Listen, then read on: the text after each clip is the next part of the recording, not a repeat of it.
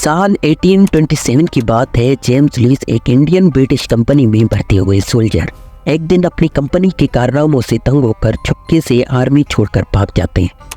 Undercover रहने के लिए ये अपना नाम बदल देते हैं और वो करने निकलते हैं जो इसका असली पैशन था, ट्रेवलिंग। 2 साल इंडियन सबकॉन्टिनेंट में ट्रेवल करने के बाद साल 1829 में ये पंजाब के रीजन में पहुंचते हैं।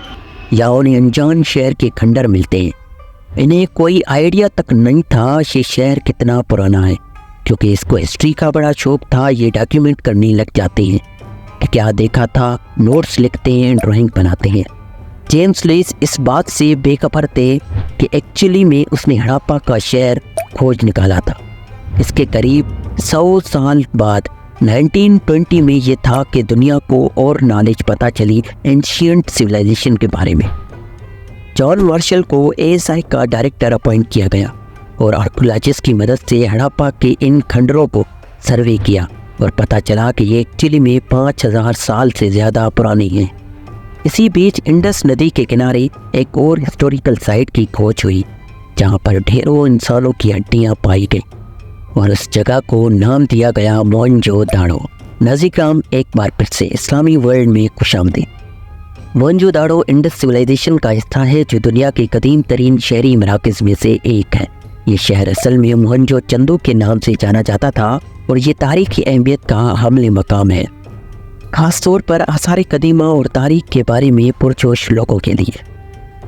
मोहनजोदाड़ो तकरीबन 2500 BC का है जब पिरामिड्स भी इसके बाद बनाए गए।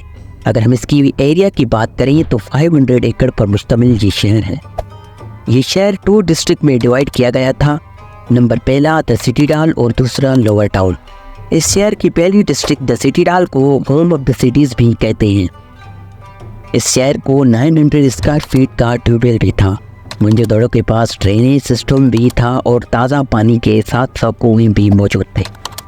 रोमन बाथ हिस्ट्री में फेमस वाटर वेज सिस्टम बताया जाता है, लेकिन 2500 BC में मोहनजोदाड़ो के पास ये पहले से मौजूद था।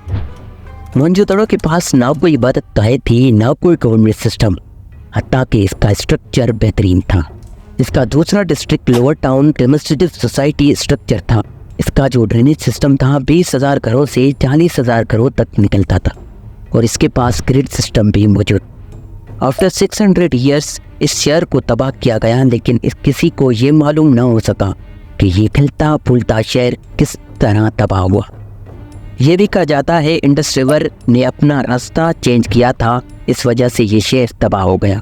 अगर हम इसकी लैंग्वेज की बात करें तो इस लैंग्वेज को अभी तक कोई न पढ़ सका, इसलिए ये कई राजों में से एक राज है। नाज़िम मोहनजोदाड़ो अपनी रोज में एक तरक्की करता हुआ शहर था, जबकि इसके असली हालात के बारे में हमारी मालूमात कुछ हद तक महदूद है। लेकिन ये ख्याल किया जाता है कि ये शहर तिजारत और तिजारत की बुनियादों पर कायम हुआ था। इसकी तरतीब, शहरी मनसूबाबंदी और वसी इंफ्रास्ट्रक्चर इसके मुताले के लिए काबिल ज़िक्र तारीखी मकाम बनाता है। आज मोहनजोदाड़ो तारीख के शायकीन और सयाहों को यकसा तौर पर अपनी तरफ मुतवज्जह करता है।